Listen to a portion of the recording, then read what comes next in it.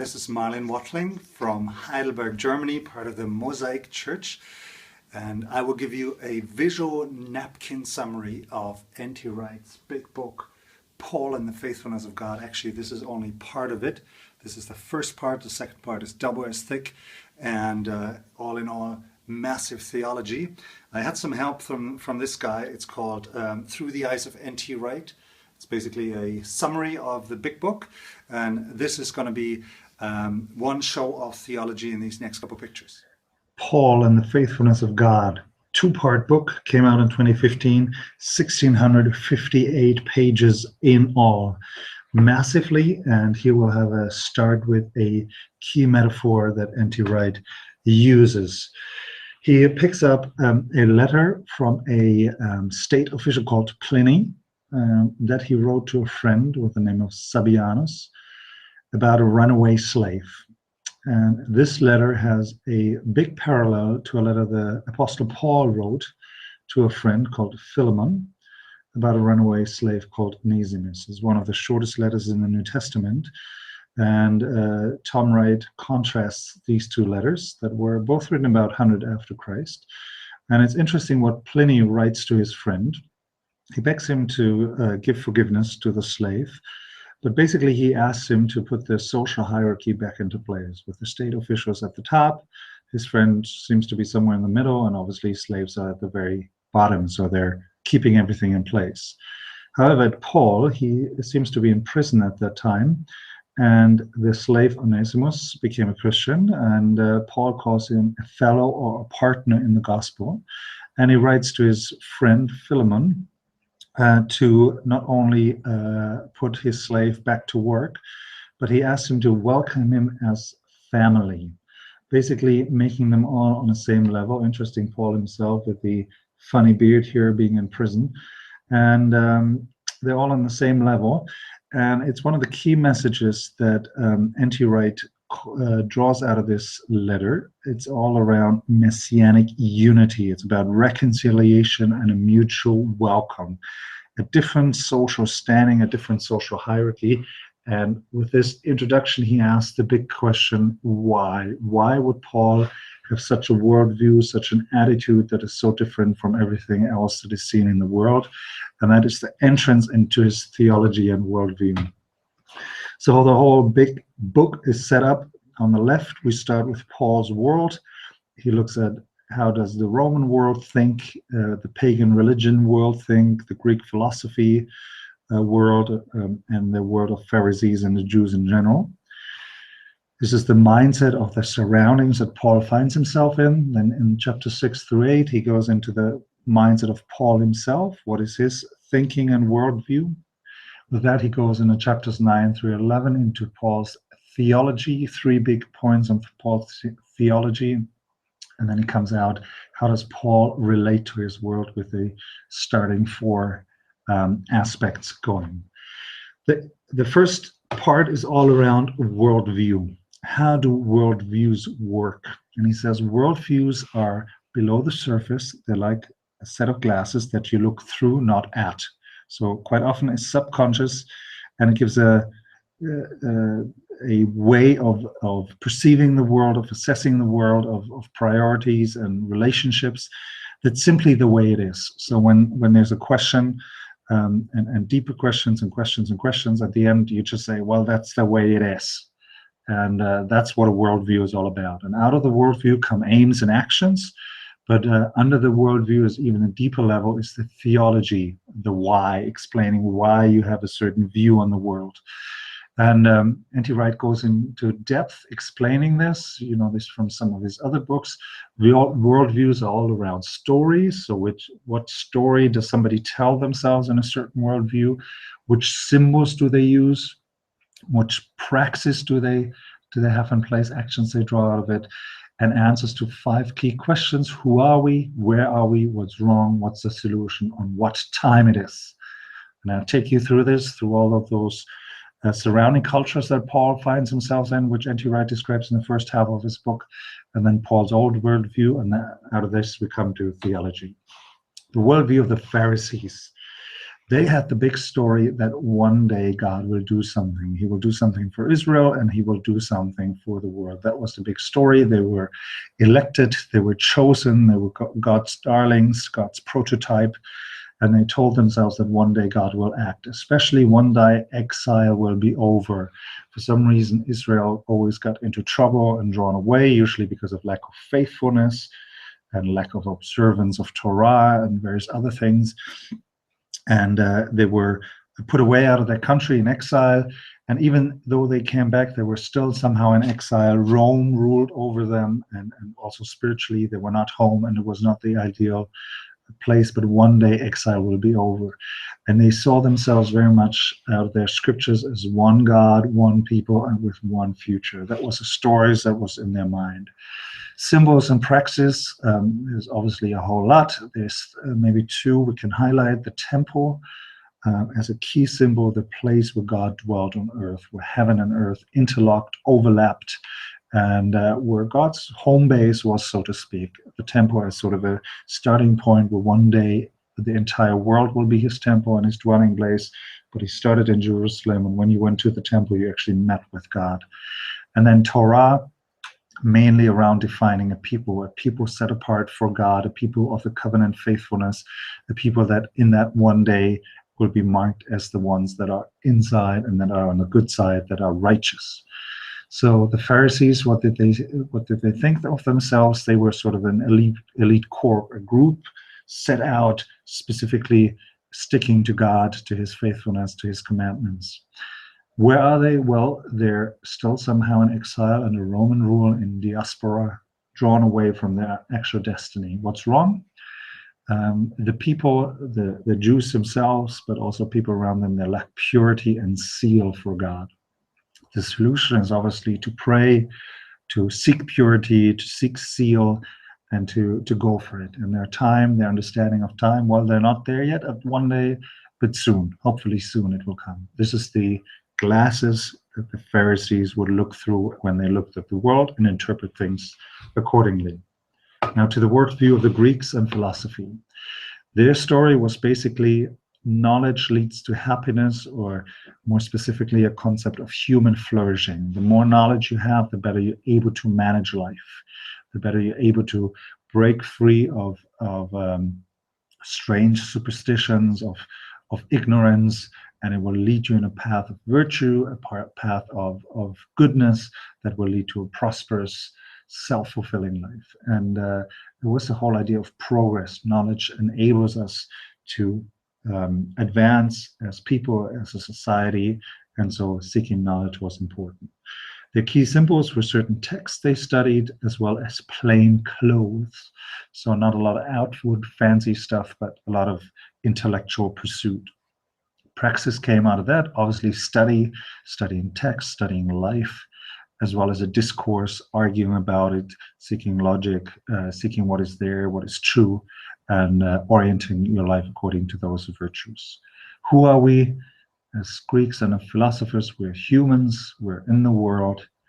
The problem is that we're not seeing clearly, and knowledge enables us to see better and have better choices in life. The solution is obviously to study philosophy, some of the masters, and some of the texts. What time is it? Well, that's not really the problem, or a good question for them. Philosophy is above all, so it's quite abstract from time.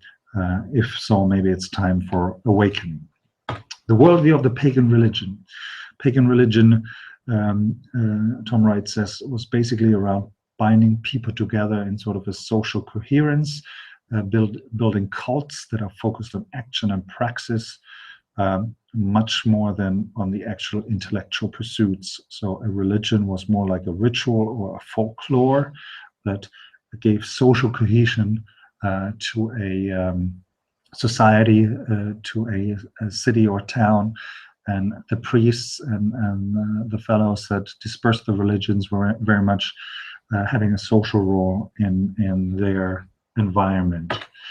The worldview of Rome as the big power in the time of Paul, basically also told a story about progress, not very much different than our own times. And this basically was seen as a progress towards peace and prosperity.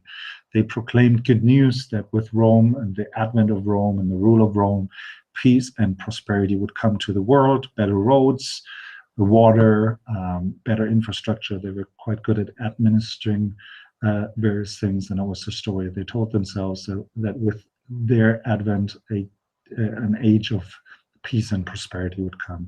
Key symbol obviously was the emperor and the whole emperor cult, with various symbols and actions in place to reinforce that. And the praxis was very much around the military organization, military might. So if there was any problem, you send in the military, and peace and prosperity returned. Who are we? We are the Romans. Where are we? In Rome, basically in the whole known world to that time, but everything was under Roman control. What's wrong? Well, rebellion here or there. What's the solution? Well, send in the military, wage war, and implement the rule of Augustus. What time is it? It is the time of the new age of Roman law and order. Again, similar to some of the things these days, and some of the assumptions we have. That was the glasses they looked through. Now, interesting in Paul, what comes through in Paul is a different view. One on the story level. So on the story level, he had very much the idea of an inaugurated eschatology, similar to the Jewish worldview, that one day everything will be sorted out and reach its destiny. But his story was that it started to happen now in the life of Jesus and in the lives of the Christians who follow Jesus, who are in the Messiah. His story was very much one about the one God, monotheism, one God overall, but he came to the world. What he promised to do in the temple, or what he did in the temple, was now spread out through the world, and that meant judgment, but also renewal and new creation coming in God, God's reign on the world. That's a story that Paul believed and he told. His key symbol was the ecclesia, the church, the unity of the church, and especially its unity and holiness. That was the key symbol, the key thing he did. And the praxis was basically around worship and prayer, declaring one God, one people, one hope. It was around scripture, it was around baptism, love, and unity. And those were the things that he put in place in his worldview that made up the whole idea of God coming to us, of the new age dawning. Who are we? We are one people in one church. Where are we? We are in the world, but in a world where Jesus started to reign and God became king.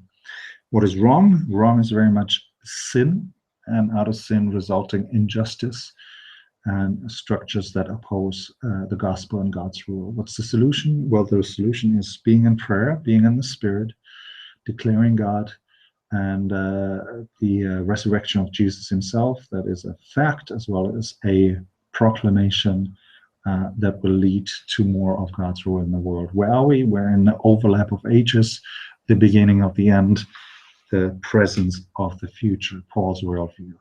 Moving to the second part, theology.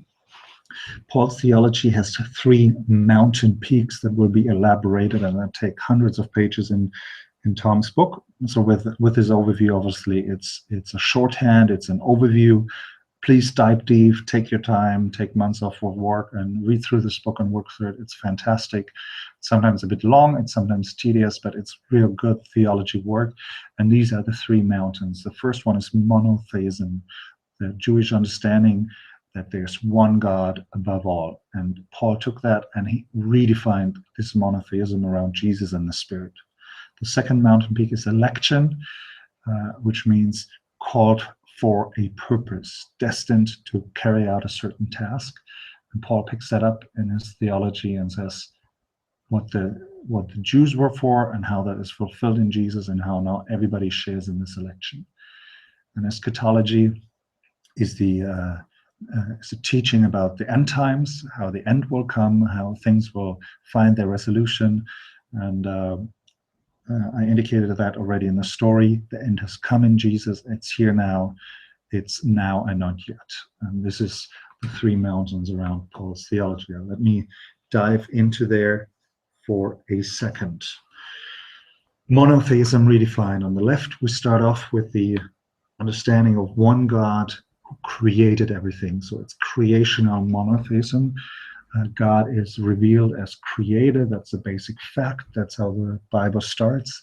And out of that, we see that the Jews had a very strong belief that there's one God. The key prayer, the Shema, was there's one God and one Lord over all. And that was their confession. It's a dedication to one source and one absolute authority, and an undercutting of relativism. These Anti-Wright makes the nice statement that our society is interested in many God because it relativizes everything and puts them all in their place, and nobody can claim absolute authority. While the Jews had very much the understanding that there was one God who was creator and who was also destiny of the world and who will judge everything. So for the Jews, it was all around loyalty to this one God and action driving out of this confession. Well, now Paul does an interesting thing. We see that in 1 Corinthians 8:6, as well as many other places, of course. But here he takes the confession of one God and he says there's one God over all and one Lord, Jesus. So interestingly, he takes this core Jewish confession that's at the very, very center of their theology and belief, and he includes Jesus in it. So he redefines the monotheism to include the Trinity. He includes Jesus as the Lord, as the revelation of God, as a part of the Godhead that actually brings this monotheism to a whole new level. And he also includes the Spirit then in various sections, and especially the Spirit as wisdom and guide to the inheritance. And Wright always picks up this idea of the Exodus in the Old Testament as a key defining narrative, and how in the New Testament there's Exodus language being delivered out of this present age and into the new world age, and sort of the guide from one to the other is the Spirit that leads us to the new place, that has the place that actually God had in the Old Testament. It's now carried out by the Spirit as one part of God, or one aspect of God. And it's also the guide to inheritance, the down payment of the full yet to come. There was an idea of dwelling in the temple, God dwelling in the temple, overlooking of heaven and earth. It was the place not just where you were close to God, but where actually heaven touched down, God's dimension touched down with earth's dimension. And that is now taken up by the Spirit. So God's own actions are embodied in the Spirit. And when Paul calls the body the temple of the Holy Spirit, he has very much this idea of mind of overlapping of heaven and earth, and then this spreading out into all the world to fill the world with the presence of God through the individual Christians as well as through churches, which he also calls the temple of the Holy Spirit. So monotheism is one God, but it's one God with Jesus and the Spirit in the center of it. That's Paul's key theology that he comes out of. The second piece is all around election. And to understand election, we sometimes have this funny idea that election is some get to go to heaven and others, well, I guess they're not elected. God can do whatever he wants. Anti-Wright says, no, election is actually about election to a purpose. And the purpose was that the one God would use Israel to bless the world. Israel is a solution to the world's problems, sin and injustice and decay. And he chose Israel, Abraham, and the whole nation of Israel to be a blessing to the world. However, Israel turned out to be infected by sin themselves. They were faithless, and they somehow couldn't fulfill this destiny that God had in mind. But their whole story, even though it's faithless, is now incorporated in the Messiah, in Jesus, the faithful one. And through the faithfulness of the Messiah, this sort of frustrated history of Israel finds its purpose, and the whole idea of election still comes to play, namely the renewal of the world, the blessing, the putting to right of creation and social structures and individuals. And the whole idea is that what was called of now and then, so now we're living on our day of decay and just sin and badness, will happen, will be taken up then at some point, at one day, has happened now in the Messiah. So the whole idea of justification, which was supposed to happen then, is come in the now. The whole idea of being put in the right, which was supposed to happen then, is happening now. And being incorporated in the Messiah was also around social identity. You know that you were part of the then group, the good group, the group that really lives with God for all times, by being in the Messiah now. So you got a badge by the faithfulness of the Messiah, by wearing your own faithfulness. And the whole idea was that sin, which infected Israel so much, was drawn into one place, as the Messiah is the representative, the king of the Jews, the representatives of the people of Israel, and he takes upon himself the sin. It's condemned on the cross, and by the resurrection of Jesus, a new door opened for humanity, a door that they can go through and that will never be closed again. Election is happening. What was purposed for Israel is actually taking place, but on a different way than originally anticipated, and with the key person of the Messiah, the servant, coming to fulfill the destiny of the people of God. So it's an interesting take that he puts on Romans 9 through 11, a few verses that are difficult to understand, that a lot of people wrestle with and can't quite put their heads around, which have a lot of language around election, the destiny of the Jewish people, and how is that all taking place. And he takes, again, dozens of pages to go into depth. I painted a little structure, how to view that, and he says it's a classical Jewish structure with a sort of parallel between beginning and end, from an outward focus coming together to a centerpiece and then going out again in a symmetrical fashion. It starts with 9 in the beginning, with sort of a prayer or a revelation of inner feelings, and it ends at the end of chapter 11 with a doxology, a praise and worship. And in that we see in the beginning of chapter 9, Israel's election, how they were called from God to bless the world, but how that didn't quite work. That leading to the whole statement around Gentile inclusion, and the question is, what happened to the covenant that God did with Israel? Is that history to be thrown away, or how does that play out? And then chapters 10, verse 5 through 13 are all around covenant renewal. They are at the center of this great piece of theology. And in the verse in Romans 10, verse 9, if you confess and believe with your heart that Jesus is Lord, as the key point, Jesus' Lordship as the center of the covenant renewal. Going out of this in a backward symmetrical fashion, covenant renewal, and then a whole section on the Jewish stumbling, why they stumbled and how they stumbled, and on God's mercy with the Jewish people.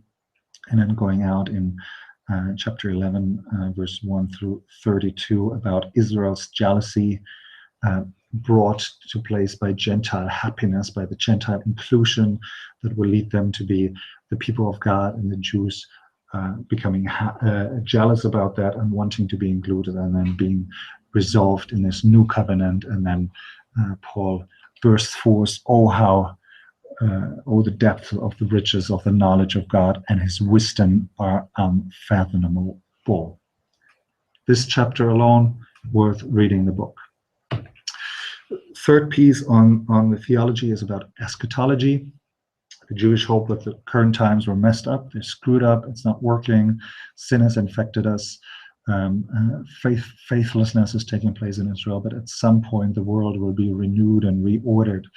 A great piece of perspective that I enjoy in N.T. Wright is his focus on creation, and how creation wasn't a better version of something better to come, but the good creation that was an expression of God's love and his character, that won't be disabandoned but will be renewed. That heaven will come to earth, not earth be destroyed and we live in some kind of immaterial reality, but creation itself being part of God's plan, and God not abandoning it but renewing it and reordering it.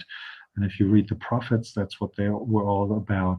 The trees clapping for joy, the rivers singing, the fields celebrating, the stars leaping for joy. It's creation language about the renewal of the created order. And so this was the Jewish hope. And again, Paul redefined it. He redefined it with inaugurated eschatology. Inaugurated means put into place or started, similar like a coronation of a king. It's something new is put in place. A change of rulership is announced. And the confusing but also fascinating thing is that what happens then is started in the now, which I already indicated, which was key around the eschatology that Paul did. And with that, it meant that actually humans are renewed, and that God's original purpose of a good creation filled with good people and a place where his presence would be known and spread throughout the world is happening now, because humans get renewed, and then renewal starts in the now, but only will be completed by the then. To be clear, it will be completed by an act of God, so it's not an automatic progression into a utopia, but it actually, what we're doing now has some relevance for this planet and for the plans of God.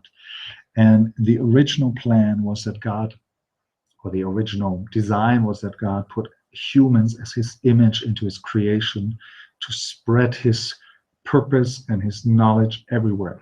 And this purpose is redeemed, and we are put back into place as we encounter him, and we are to live the then in the now. We are to live the future dynamics in our present day and age. That's why we do forgiveness, that's why we do reconciliation, that's why we do love, that's why we do leveling of playing fields, because that's what's happening in heaven, in the conclusion of history, but it already has started in Jesus, and it's going forward from here. So with that, we move to the last piece, which is around Paul's confrontation with his world. And we have a very simple claim that is putting people to a question of loyalty. When you announce Jesus as the Lord, not just of spiritual worlds, but of the world, then you're confronting the loyalty to other lords. And specifically, the world back then was Caesar's world, and he was clear that his authority is what brings peace and prosperity. But Paul preached that Jesus brings peace and prosperity, and that you better follow him. He didn't go out and about and say, forget Caesar, but he said, do your dues and submit to worldly authorities, but really follow Jesus and believe in his rulership and work towards his rulership. And when there's a compromise, when there's a questions of going left or right, you follow Jesus rather than Caesar. And that's why a lot of the Christians were also confronted, killed, and persecuted, simply because of this dynamic. And it still holds true in our day and age, that loyalty belongs to Jesus. The philosophy, especially of the Greeks, but also of others, they had a clear understanding of what philosophy is about. It's about logic, what is known, what is understandable, what is thinkable, of physics, what is there, and of ethics, what to do. And within these schools, they try to cover all of life and bring forward their new age and their better happiness and their progress.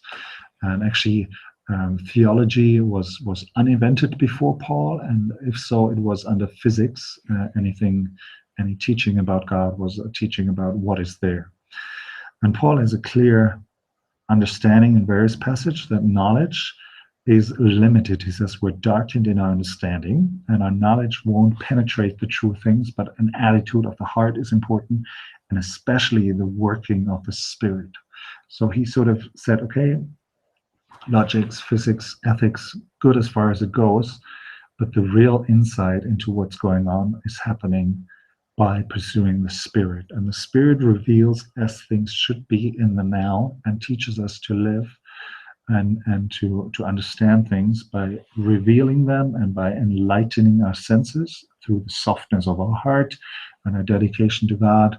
The work of the Spirit enables us to understand things, and we become renewed persons, and our knowledge is renewed, and able to draw us forward and live in a way of true knowledge. So true knowledge is all around the Spirit's word rather than study alone. Paul and pagan religion. Again, pagan religion was all around ordering society. The priest had a high position, and the people found themselves where they were, and they gave stability.